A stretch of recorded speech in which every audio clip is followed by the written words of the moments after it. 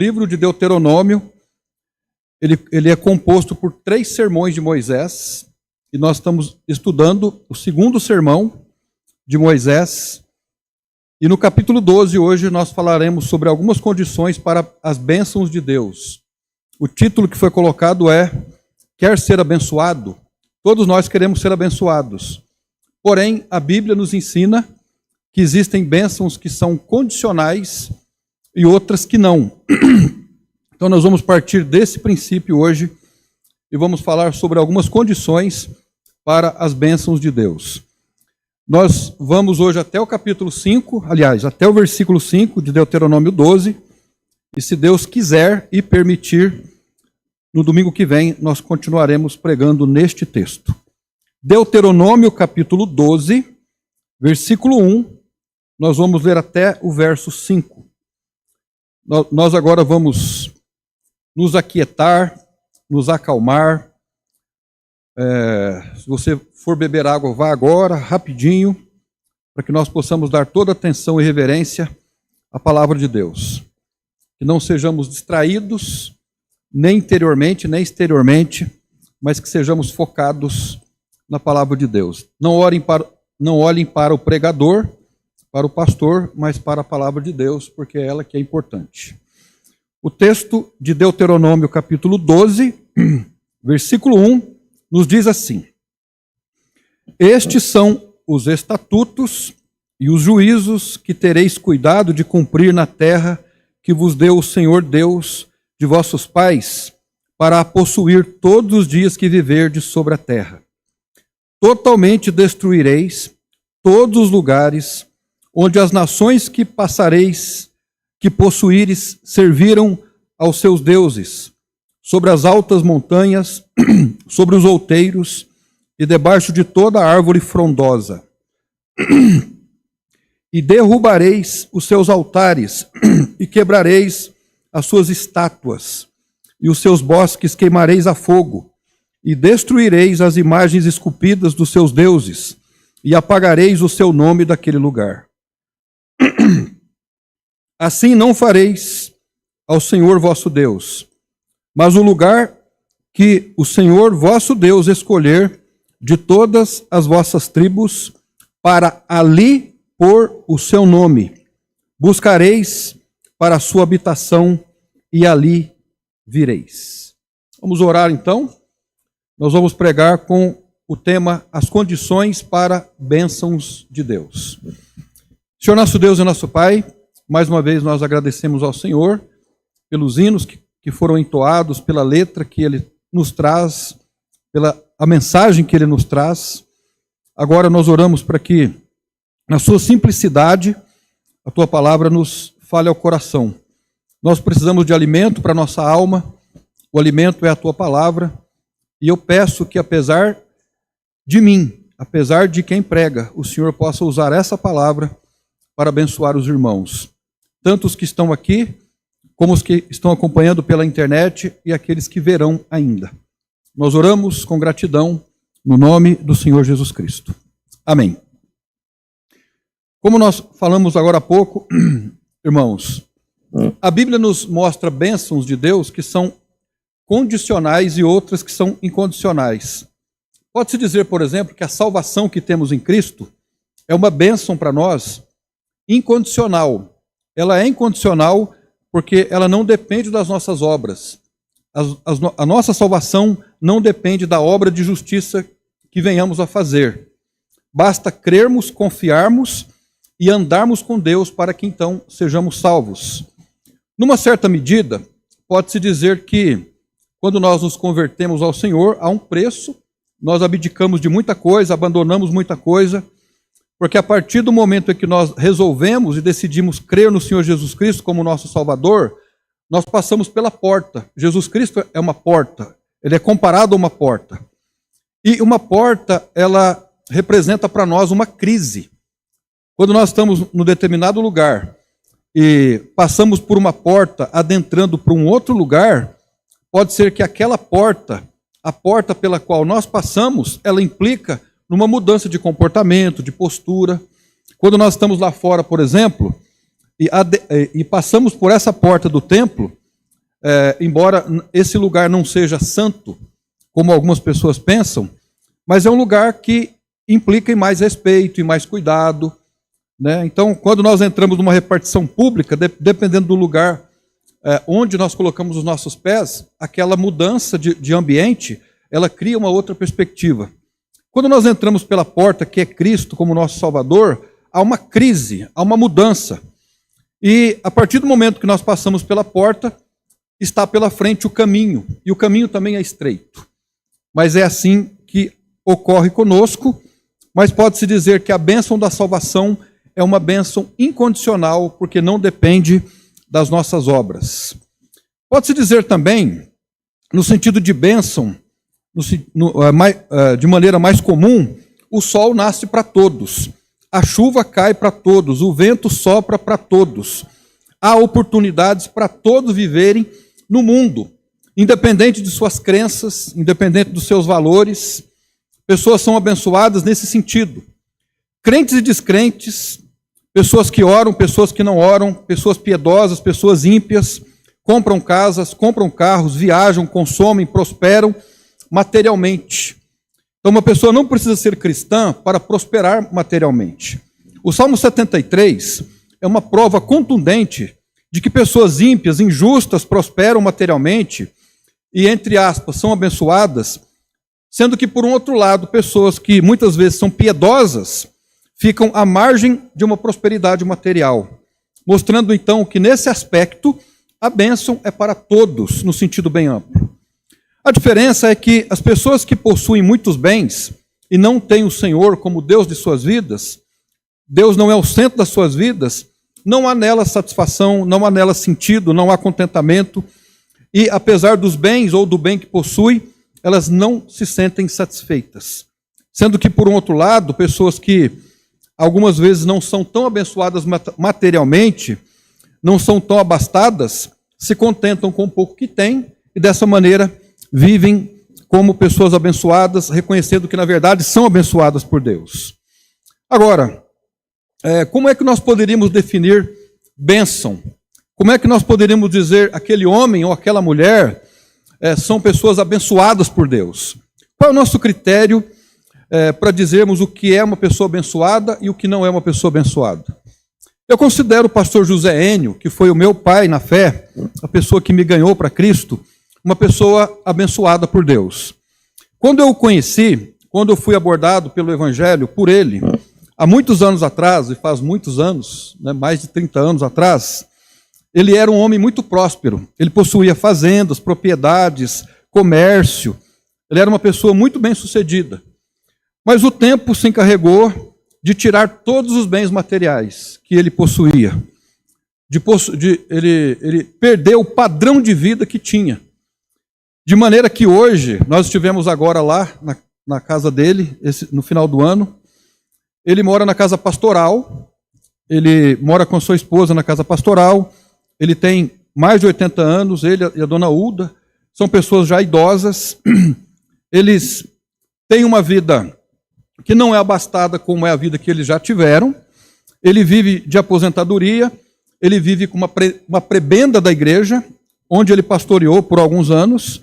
A dona Uda, sua esposa, tem uma aposentadoria, o que também não é muita coisa, mas apesar dessa mudança de estilo de vida, de padrão de vida, ele é um homem feliz, contente, alegre, satisfeito, para ele a vida faz sentido.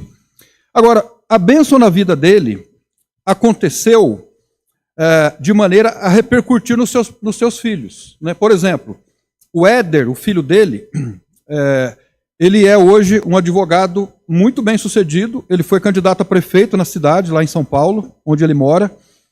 Ele tornou-se uma pessoa muito próspera do ponto de vista material, mas ele é também alguém que está à frente do trabalho na igreja onde ele congrega.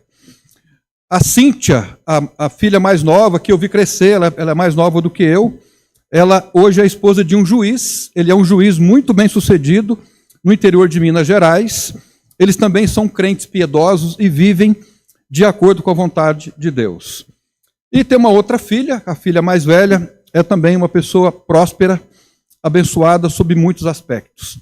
Então, eu definiria a bênção de Deus não como algo que está somente sobre mim. Eu defino bênção de Deus, o que também repercute e acompanha os meus filhos, a minha posteridade. A bênção de Deus deve acompanhar os nossos filhos. E essa é a minha oração. Eu creio que a maneira como eu vivo hoje, diante de Deus e na presença de Deus, implicará e muito na vida que as nossas filhas terão no futuro. Então aqui cabe para nós, pais, uma reflexão. Não há dúvida de que aquilo que nós cultivamos e semeamos na vida com Deus hoje terá repercussões e colheitas na vida dos nossos filhos. É preciso pensarmos sobre isso. Agora, deixando de lado essa questão das bênçãos incondicionais ou bênçãos condicionais, quero falar sobre uma mudança e recomendações. O irmão Ademir, agora há pouco, estava falando da viagem do Lincoln, da viagem do Lincoln que viajou, né? Da Amanda, do Aaron, e quando eles viajam, um dos filhos do irmão Ademir, ele pede oração por eles. Por quê? Porque nós, pais, nós nos preocupamos com os nossos filhos. Antes eu achava que o meu pai era uma pedra no sapato, agora eu sou a pedra no sapato. O Giovanni ontem foi de Ribeirão para Franca. Não, ontem não, sexta-feira. E aí falei para ele, tá tudo certo com o carro? Tá tudo bem, pai. Aí falei, quando chegar lá, manda uma mensagem. Não mandou mensagem. Aí fiquei preocupado, né? Eu não fico pegando no pé, mas também eu não quero ser omisso. Eu me preocupo. E quando você vai viajar, dona Cristina, quando um filho vai viajar, o que o pai ou a mãe dizem para o filho? O que é que ele diz? Mas o que mais? Por exemplo, toma cuidado, o carro está abastecido, como é que está o óleo, como é que estão os freios, né? Toma cuidado nas curvas, na estrada, e faz recomendações, não é? Então, nós como pais, e não somente como pais, mas como pessoas responsáveis por outras, nós estamos preocupados com as pessoas e fazemos recomendações. Deuteronômio capítulo 12 é um texto de recomendações. Deus usa esse texto para fazer ao povo que estava ali na margem do rio Jordão, para atravessar o Jordão e entrar na terra prometida. Mas antes de entrar na terra prometida, o Senhor faz a eles, ou faz ao povo, recomendações. E uma das recomendações que nós percebemos que foi feita para que o povo pudesse possuir a terra e ser bem-sucedido, era, por exemplo, mudar a forma de pensar. Isso nós entendemos no contexto. O que nós poderíamos traduzir nas seguintes palavras: vocês, o povo, o meu povo, o povo que saiu do Egito, agora numa minoria, numa geração relativamente nova, porque a média de idade do povo que adentrou a terra era de mais ou menos 20 anos de idade, os seus pais haviam morrido no deserto por conta da incredulidade. O que o Senhor estava dizendo para eles era mais ou menos assim: agora, nesta nova viagem, nessa nova aventura, nessa nova terra que vocês vão possuir, vocês precisam mudar a maneira de pensar. Agora vocês não são mais escravos no Egito. Agora também não são mais forasteiros no deserto. Agora, para entrarem na terra, vocês precisam mudar a cabeça, mudar as crenças. Não podem viver mais como escravos e também não podem mais viver como murmurantes no deserto, porque no deserto morreu uma multidão. É preciso mudar a mente, é preciso mudar a cabeça, é preciso mudar as crenças. Para nós hoje, irmãos, não é possível vivermos o Evangelho com uma cabeça secularizada. Esse é um dos grandes problemas que nós estamos vendo acontecer hoje. As pessoas querem ser crentes, elas querem os benefícios de uma vida cristã, mas elas não mudam a cabeça. Elas trazem as suas crenças, não mudam as suas crenças e querem ainda serem adoradoras de Deus. E não há como adorarmos a Deus com uma cabeça secularizada. E eu quero dizer com letras garrafais que a igreja atual é uma igreja secularizada e crescentemente secularizada. Para adorarmos a Deus, nós precisamos mudar a nossa cabeça, mudar as nossas crenças. Deus havia dito àquele povo que eles deveriam abandonar os seus ídolos, destruir os ídolos presentes na terra. No sentido geral, o que Deus esperava deles, no capítulo 12, era uma vida de adoração, mas uma adoração que fosse antecipada pela integridade, pelo abandono de um estilo de vida egípcio, criado no Egito e no deserto. A nova alegria que eles passariam a conhecer agora, estando na terra prometida, ela teria um preço. Eles deveriam viver de acordo com essa vontade de Deus. Capítulo 12 tem um assunto central. E o que se destaca no capítulo 12 é a adoração. Então, Deus chama o povo para uma adoração. Mas não era simplesmente uma adoração cultica, numa cerimônia, num ritual. Era uma adoração que deveria acompanhar as suas vidas o tempo todo e todo o tempo.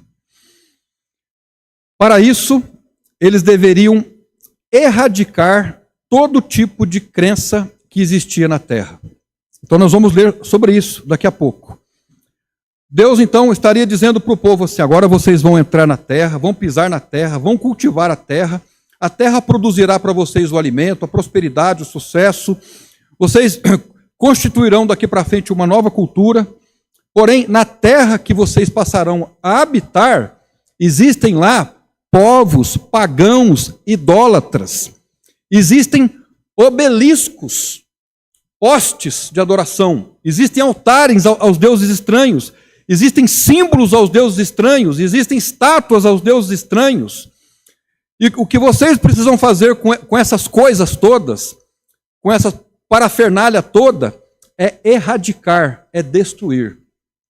Não há nenhuma possibilidade de contextualização. Esse tem sido um dos problemas da igreja hoje.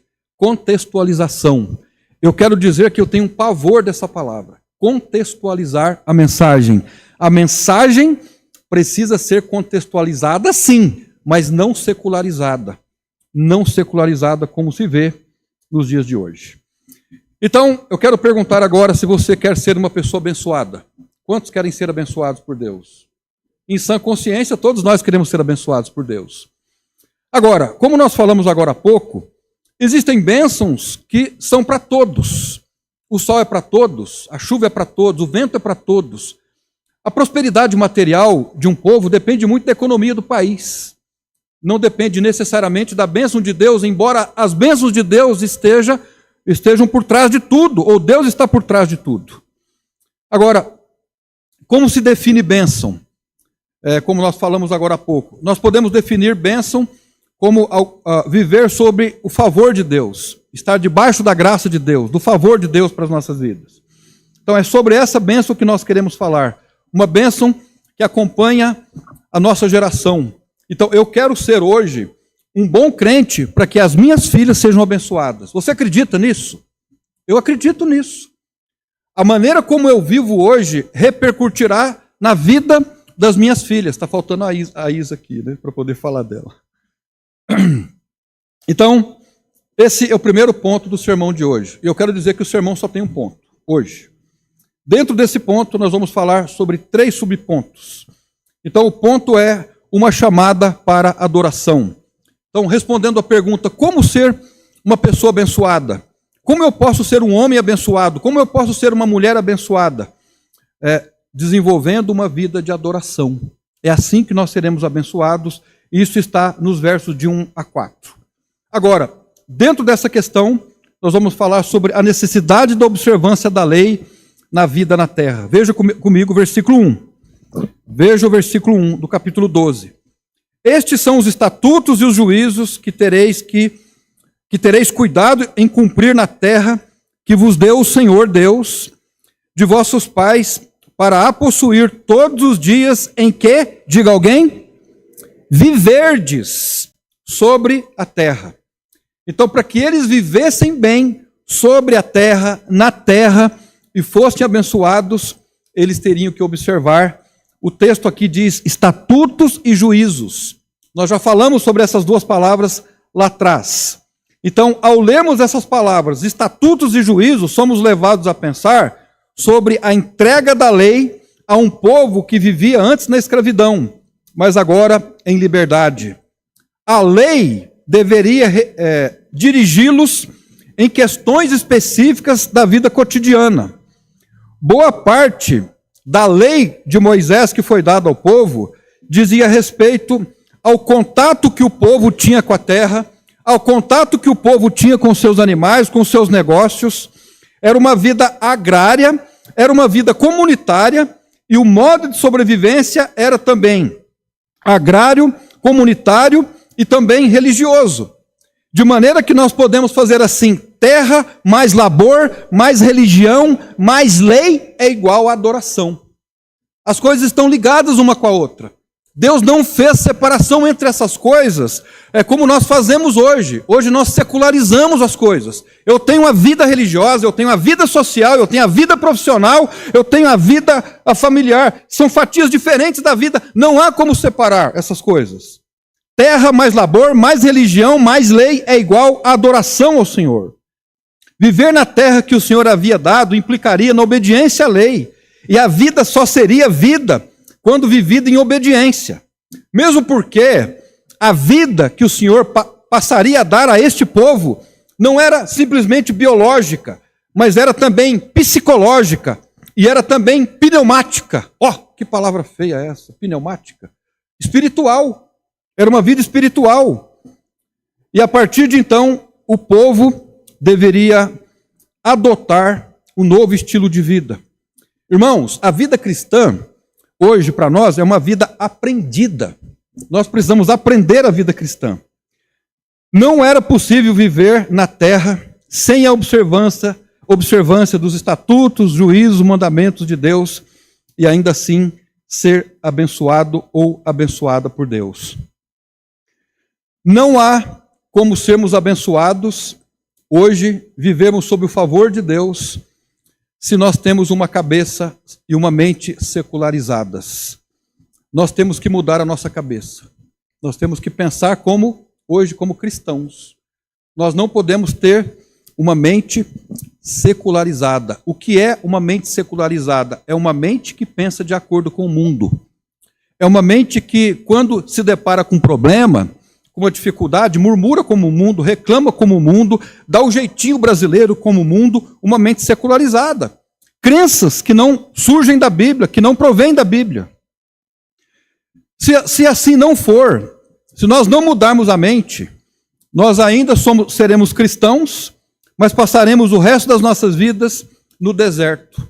Então veja, se você é um crente no Senhor Jesus Cristo, se você já foi batizado, creu no Senhor Jesus como Salvador, você não está mais no Egito. Você ou está na terra que mana leite e mel, desfrutando de uma vida vitoriosa, como se diz em João 10:10, a vida depois da vírgula, eu vim para que tenham vida, vírgula, e vida em abundância, ou então você está no deserto. E o que significa viver no deserto hoje? Viver uma vida derrotada, uma vida mediana, uma vida mesquinha, uma vida cheia de amargura, de vingança, de tristeza, de exigente. Quando nós estávamos no Egito, nós adotamos o padrão de vida imposto pelo Egito. Nós fomos formados ali. E uma pessoa que vive no mundo, o casamento dele é de acordo com os padrões do mundo. Uma pessoa que recebeu Jesus como Salvador, ela tem um outro padrão de vida. Isso diz respeito à sua profissão, seus negócios, seus contratos, e daí por diante. Agora, é possível hoje alguém ser um crente no Senhor Jesus Cristo e essa pessoa tomar a decisão de não seguir a palavra de Deus na sua vida? É possível. Nós estamos falando sobre a necessidade da observância da lei de Deus para a sobrevivência na terra. Alguém pode ser um crente, pode ter saído do Egito e hoje, por alguma razão, não querer observar os juízos e estatutos de Deus? Pode. Mas essa pessoa será bem-sucedida? Não. Mas ela pode dizer assim, mas olha, depois que eu saí da igreja, depois que eu me afastei um pouco de Deus, eu comecei a ser abençoado, eu consegui isso, eu consegui aquilo. Mas essa pessoa tem uma plenitude, ela está em comunhão com o Senhor? Acredito que não. Acredito que não. Nós não podemos seguir a cultura, os costumes que aprendemos no país do Egito. Nós não estamos mais lá. Nós não podemos viver de impressões, não podemos viver de sabedoria humana. Nós temos essa opção se quisermos, mas eu garanto que a nossa vida não será uma vida abundante. Nos tornaremos tristes, medianos, nos tornaremos invejosos, orgulhosos, ciumentos, tristes. Nós passaremos a manipular as pessoas para conseguir aquilo que nós queremos. E para usar termos que são atuais e secularizados, nós nos tornaremos pessoas tóxicas, narcisistas, nós desfrutaremos TDAH. Esses são os problemas do nosso tempo hoje, né? Hoje você não escuta mais alguém dizendo assim, o fulano de tal é um orgulhoso. Não, a gente fala assim, um narcisista. E a palavra narcisista e a mitologia grega é tão bonita, a história de Narciso é tão bonita que não dá vontade de ser um narcisista também. Às vezes a gente pensa assim, né? É como diz um professor de aconselhamento, o pastor Jairo Cáceres. Antigamente, quando alguém roubava alguma coisa do outro, a gente falava assim, ladrão. Hoje em dia, a psicologia diz cleptomaníaco. E aí ele mesmo diz, a palavra cleptomaníaco é tão bonita que dá vontade de ser isso aí, né? Então é uma coisa que chama atenção. Agora, irmãos, qual a solução para tudo isso? Eu citaria 2 versículos. O primeiro deles, 2 Timóteo 3, 15 a 17. E que desde a tua meninice, sabes as sagradas escrituras que podem fazer-te sábio para a salvação, que pela fé há em Cristo Jesus. Toda a escritura é divinamente inspirada e proveitosa para ensinar, para repreender, para corrigir, para instruir em justiça, para que o homem de Deus seja perfeito e perfeitamente instruído para toda boa obra. Então, esse é um homem bem-sucedido, é um homem de sucesso, mas é necessário incutir a palavra de Deus. Eu citaria um outro versículo, de Colossenses 1, 28. A quem anunciamos e admoestando a todo homem, ensinando a todo homem toda a sabedoria, para que apresentemos todo homem perfeito em Jesus Cristo. Colossenses 1, 29 ou 28. Ou seja, uma pessoa madura, uma pessoa perfeita, uma pessoa que deixou ou permitiu ser trabalhada pela palavra de Deus. Deus nos chamou para sermos adoradores. Amém? Ok, pastor. Então eu vou aprender a tocar um instrumento musical e vou para a igreja para adorar a Deus. Tocar um instrumento adora a Deus? Sim. O instrumento precisa estar afinado? Sim. Mas a nossa vida precisa estar afinada e estar de acordo com a vontade de Deus, para que nós então possamos adorá-lo. Temos que observar a palavra de Deus para sermos adoradores do Senhor. Em segundo lugar, a necessidade de destruição de tudo o que se relacionasse à adoração pagã. Veja os versículos 2 e 3. Totalmente, veja essa palavra, totalmente destruireis todos os lugares onde as nações que possuíres serviram aos seus deuses, e sobre as altas montanhas, e sobre os outeiros, e debaixo de toda a árvore frondosa. Verso 3. Derrubareis os seus altares, e quebrarei as suas estátuas, e os seus bosques queimareis a fogo, e destruireis as imagens esculpidas dos seus deuses, e apagareis o seu nome daquele lugar. Então, o processo era erradicação, totalmente, aniquilar totalmente todo vestígio da idolatria. O Senhor aqui então determinou total aniquilamento de qualquer vestígio, qualquer sombra de idolatria, que representasse as nações que ali haviam vivido. Não foi a primeira vez que o Senhor havia dito isso ao povo. Ele disse isso em Deuteronômio 7, conforme nós também já pregamos. Deuteronômio 7, versículo 25 e 26. A palavra de Deus diz assim: as imagens de escultura dos seus deuses queimarás a fogo, a prata e o ouro que estão sobre elas não cobiçarás, nem tomarás para ti, para que não te enlaces neles, pois abominação é ao Senhor teu Deus.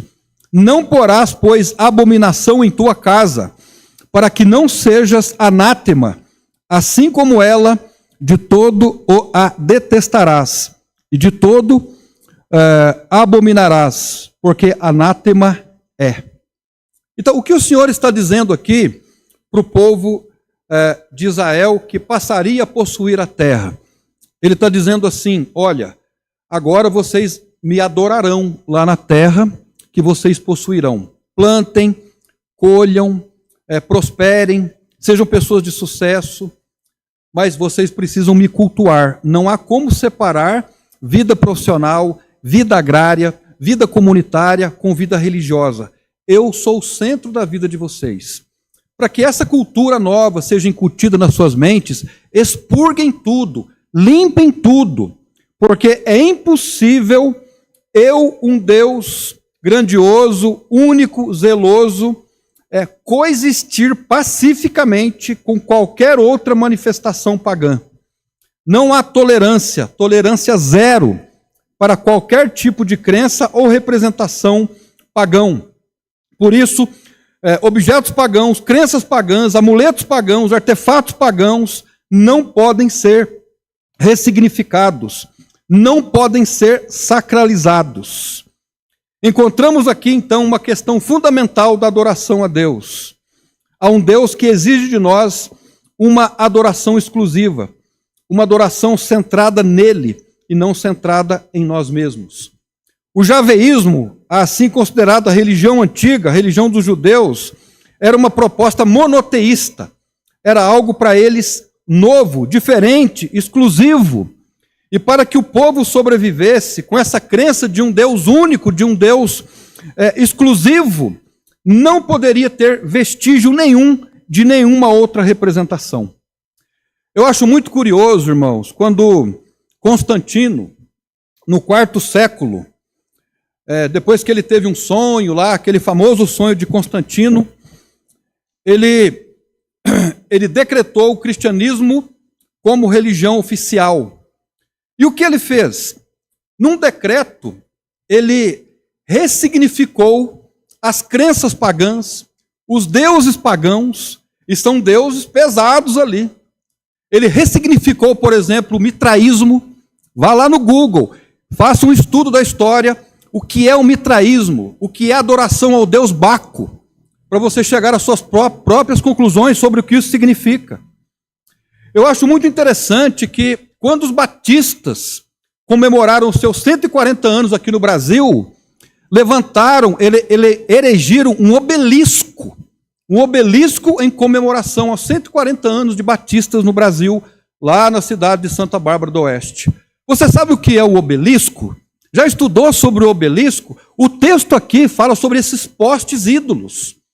O obelisco, que era feito de uma pedra só, uma pedra que se chamava monolítico, eles esculpiam aquela pedra que tinha o formato de um órgão masculino, representando deuses pagãos, fazendo contato com demônios, e os batistas erigem um monumento desse para dizer: estamos aqui em Santa Bárbara do Oeste, já tem 140 anos. Eu acho muito estranho isso.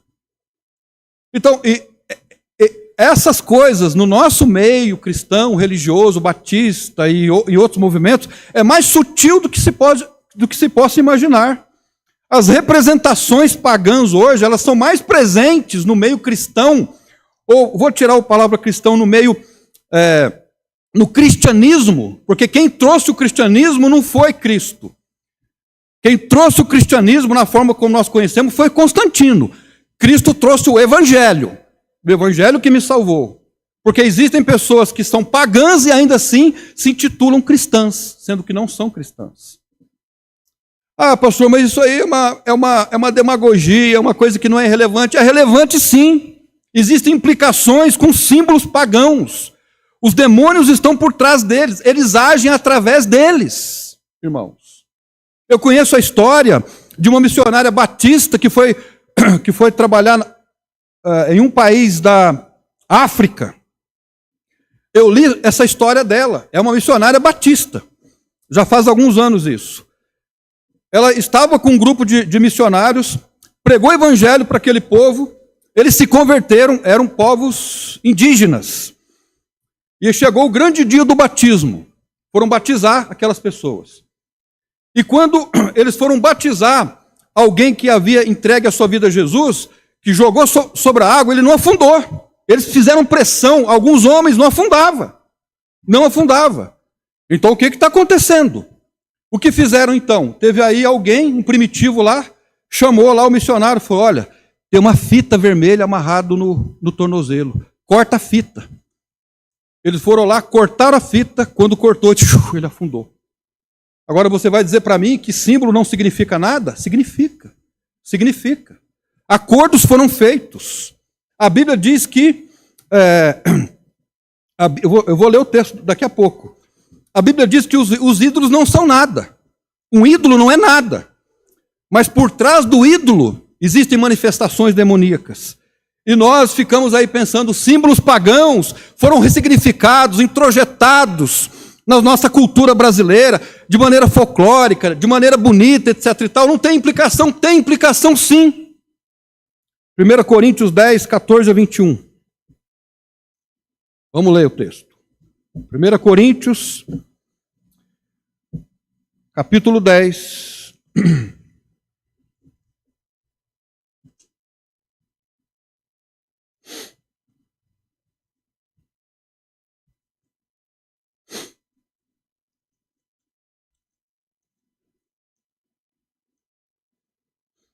1 Coríntios, capítulo 10. Estão comigo, irmãos? Diz assim: portanto, meus amados, fugi da idolatria. Falo como entendidos, julgai vós mesmos o que digo. Olha as palavras de Paulo. Porventura o cálice de bênção que abençoamos não é comunhão do sangue de Cristo? O pão que partimos não é porventura a comunhão do corpo de Cristo? Porque nós, sendo muitos, somos um só pão e um só corpo, porque todos participamos do mesmo pão. Vede a Israel segundo a carne. Os que comem os sacrifícios não são, porventura, participantes do altar? Mas que digo? Que o ídolo é alguma coisa? Ou que o sacrificado ao ídolo é alguma coisa? Antes digo que as coisas que os gentios sacrificam, as sacrificam aos demônios, e não a Deus. E não quero que sejais participantes com os demônios. Então, quando alguém faz um sacrifício a um ídolo, ele está fazendo um sacrifício a demônios. Demônios existem? Existem? Eles gostam de receber sacrifício? Sim. Uma aliança foi feita. Nós podemos não levar a sério, mas eles levam a sério aquilo que é feito. Nós poderemos ignorar os símbolos, mas eles não ignoram. Foi feito um pacto. E aí, nossa vida, esse pastor fica falando essas coisas. Irmãos, isso é muito sério. Vamos pensar aqui. Se nós fôssemos hoje, nós aqui, nós estamos recomeçando como igreja, mas vamos imaginar que Deus nos mande recomeçar, ou mande iniciar uma igreja numa cidade vizinha aqui. Ou não, vamos tirar. Lá no Amazonas. Aí nós chegamos lá no Amazonas, o povo lá vai uma comitiva, um grupo de pessoas para começar uma igreja lá, para pregar o evangelho do Senhor Jesus Cristo. Aí a gente chega naquele povo, eles têm um dia de celebração a um Deus que promove a orgia. Um Deus que tem uma esposa, que é a deusa da fertilidade. A deusa da fertilidade, tanto humana como agrária. Ela que é responsável por isso. Então aquele povo, eles oram por essa deusa, para ela abençoar, para que haja fecundidade. Eles oram para esse Deus, para que ele faça prosperar. E esse povo tem símbolos, eles têm vários tipos de símbolos, ídolos, postes, amuletos e etc e tal. E aí nós vamos chegar lá, vamos evangelizar aquele povo, e nós vamos falar para eles assim, ó, esse Deus aí, esse Deus que vocês adoram, esse Deus que representa a figura masculina, o nome dele, na verdade, é Javé. Nós vamos ressignificar. É isso que nós vamos fazer? Você faria isso? Vamos colocar outros nomes nos deuses pagãos, porque aí nós estamos suplantando, nós estamos superando esses deuses pagãos com as nossas crenças e o nosso Deus. Não. Não. Deve-se erradicar. Não é possível ressignificarmos aquilo que não pode ser ressignificado. A própria filosofia diz isso. Uma coisa, ela não pode ser ou não ser ao mesmo tempo. Ou ela é ou ela não é. Ou uma coisa é pagã ou ela é cristã. Ela não pode ser as duas coisas ao mesmo tempo. E não pode ser ressignificada. Pastor, tem isso no Brasil? Meus amados irmãos, dá vontade de chorar. Dá vontade de chorar. Porque dependendo do que eu falo aqui, me excomungam. Essa é a verdade. O Senhor Jesus disse que a sua palavra seja sim, sim, não, não. O que passa disso é de procedência maligna. Ah, mas Jesus estava ensinando que quando eu falo uma coisa, eu preciso falar sim ou não. É isso que Jesus está ensinando? Sim, mas é mais do que isso. Ele está ensinando sobre o absoluto. Existem absolutos. Nada é relativo. Ou quase nada é relativo. Agora eu faço uma pergunta a você. Como anda a sua vida de adoração ao único Deus? É uma vida permeada com símbolos? São símbolos que foram ressignificados? Como é a sua vida de adoração a Deus? A um Deus único, exclusivo, zeloso, a um Deus que espera de mim e de você como adoradores que o adorem pela fé. E a fé não requer o que eu ouço, o que eu vejo, o que eu tateio. Fé é fé. Por isso a lei foi dada para que o povo incutisse e cresce pela fé. Não era algo visível, audível, palatável e tatável. Era pela fé. É isso que Deus quer de nós, uma adoração pela fé. Entre mim e Deus não há nenhum elemento, nenhuma pessoa. Sou eu e Deus, essa é a minha adoração a Ele. Nada deve mediar, a não ser a pessoa de Cristo. Nem objeto, nem nenhuma outra crença. Nada, só o Senhor. O que passa disso é de influência demoníaca. Como anda a sua vida de adoração? Existem elementos estranhos? Essa é uma pergunta que você precisa responder. Com cuidado, com honestidade, diante de Deus. Então, para nós adorarmos a Deus, nós precisamos da palavra. Eu não posso dizer assim, eu vou adorar a Deus, só que eu não leio a Bíblia. Eu não medito na Bíblia, eu não reflito na Bíblia, eu vou adorar a Deus em espírito e em verdade. Só, eu e Deus, mas sem Bíblia. Eu não leio a Bíblia durante a semana, eu não aprendo doutrina na igreja, eu não procuro me aprofundar nos conhecimentos de Deus, eu adoro a Deus sem Bíblia. Impossível. Impossível. Outra coisa, irmãos, nós temos que mudar a cabeça. Temos que erradicar todo tipo de crença que não provém do Senhor. Você sabia que no evangelho que Cristo trouxe o evangelho. Quando ele disse assim, não se deita odres novos, aliás, não se deita vinho novo em odres velhos, o que ele quis dizer com isso? Quando ele disse, não se deita pano de remendo novo em roupa velha, o que ele quis dizer com isso? Não se deita evangelho no judaísmo. É vinho novo. Nem o judaísmo deveria ser ressignificado para que o evangelho fosse inaugurado. Tanto mais crenças pagãs. Os irmãos estão entendendo a complexidade ou eu estou totalmente equivocado? Acredito que não. Então nós precisamos da palavra para uma vida de adoração. Uma adoração que diga respeito a maneira como eu trato meu vizinho, a maneira como eu assino contrato, a maneira como eu oferto, diz tudo sobre mim. E em terceiro e último lugar, a necessidade da adoração comunitária. Versos 4 e 5. Vou pedir para o Sérgio colocar para nós, por favor. Deuteronômio 12, 4 e 5. Nós estamos terminando, irmãos.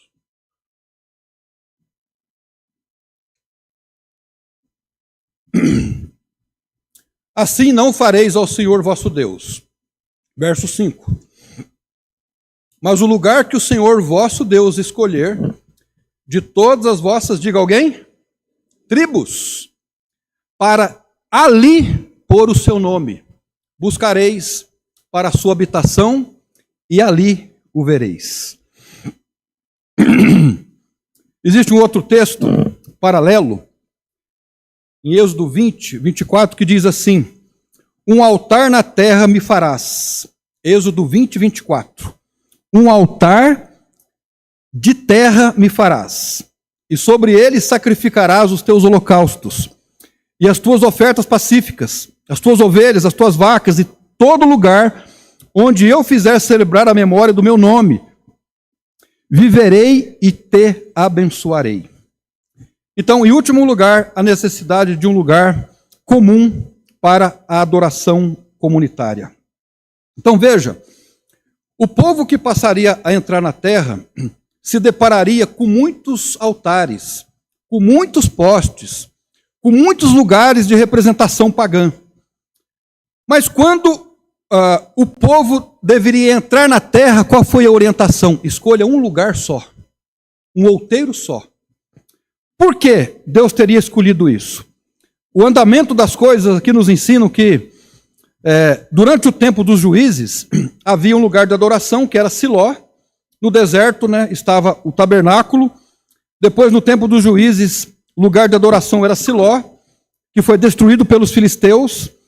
Depois, Davi reergueu o tabernáculo e mais tarde Salomão construiu o templo em Jerusalém para ali ser o lugar único de adoração. Agora, se nós pensarmos assim, por que Deus teria escolhido um lugar só de adoração?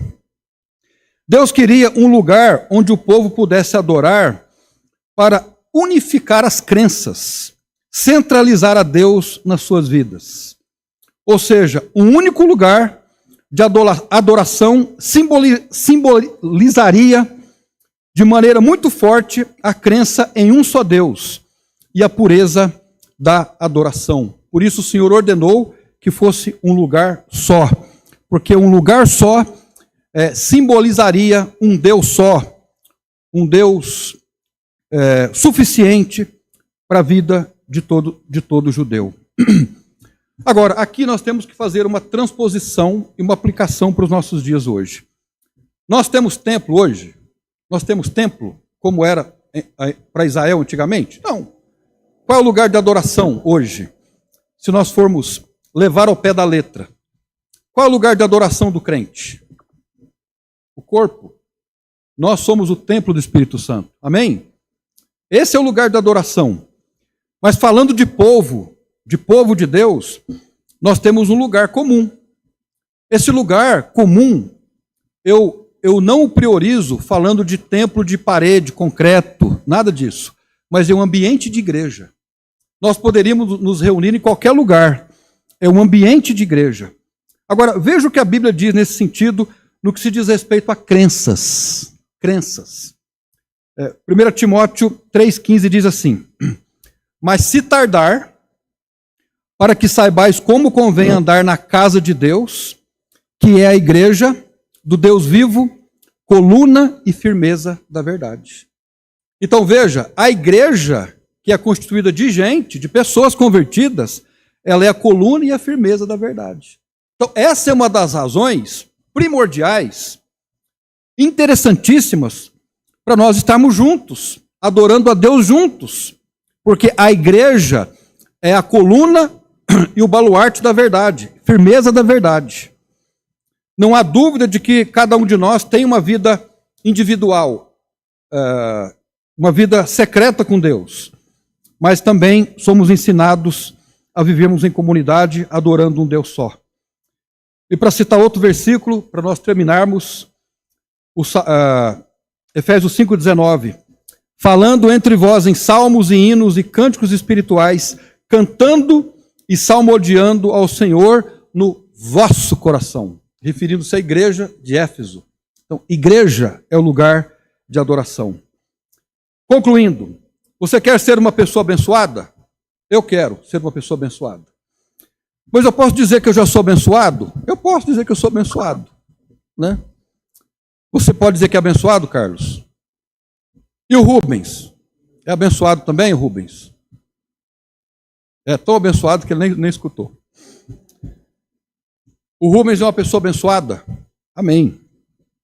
Agora, será que, como a gente define bênção de Deus?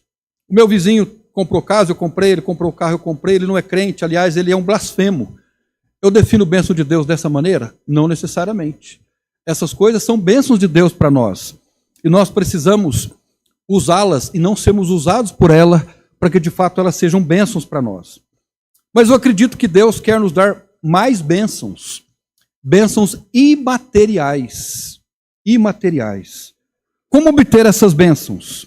Nós precisamos então observar a lei de Deus, destruir todo vestígio pagão que porventura esteja na nossa vida e termos um lugar de adoração. É fazer o que nós estamos fazendo, adorando a Deus comunitariamente, no lugar que foi designado para isso. Isso quer dizer que esse lugar aqui é um lugar santo, a gente tem que chegar aqui cheio de reverência? Eu não penso assim. Né? Nós temos que tratar com reverência o nosso próprio corpo, porque nós somos o templo do Espírito Santo. Nós adoramos a Deus hoje em espírito e em verdade. Em espírito é uma condição, e em verdade. Mas não há dúvida sobre a importância do culto solene comunitário voltado para Deus, onde se estabelecem as crenças, os valores que Deus quer que nós saibamos e aprendamos para o nosso bem e para o bem dos nossos filhos. Amém?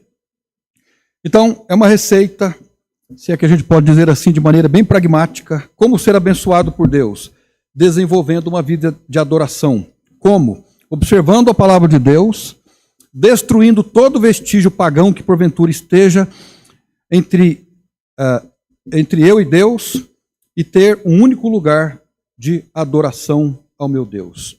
Não há dúvida de que essa prática pode nos abençoar mais do que nós imaginamos. Vamos fechar os olhos, vamos orar, para que nós então possamos celebrar a ceia do Senhor. Senhor nosso Deus e nosso Pai, eu rogo ao Senhor perdão pelos nossos pecados. Eu rogo também que o Senhor nos conduza a uma vida de arrependimento constante. O arrependimento constante é tudo que nós precisamos para manutenir a nossa vida com o Senhor. Me ajude a abandonar pecados, a abandonar ídolos do coração. Me ajude primeiramente a identificá-los, abandoná-los, erradicá-los. Me ajude a entender as implicações que crenças podem trazer sobre a minha vida, no sentido legal. Foi feito consciente ou inconscientemente um pacto. Isso com certeza traz implicações para a nossa vida. Nós não queremos crer nisso de maneira exagerada, mas também não queremos fazer vistas grossas para isso. Nos ajude a termos uma visão equilibrada, moderada sobre essas questões, mas ao mesmo tempo não ignorar os ardis de Satanás. Uma das coisas que ele luta para que nós desenvolvamos é a descrença da sua existência. E nós cremos que ele existe e que quer nos matar, roubar e destruir. Então, ajuda-nos a desenvolvermos discernimento para todas essas coisas, abandonarmos o que precisamos abandonar, a retomarmos ou talvez reiniciarmos o que devemos, iniciarmos o que devemos iniciar para uma boa vida com o Senhor, de meditação nas Escrituras, de busca pela Tua Palavra diariamente, uma vida de renúncia, de desejos, de vontades, de sonhos pessoais para vivermos aquela que é a perfeita vontade do Senhor. Nos ajude a vivermos dessa maneira.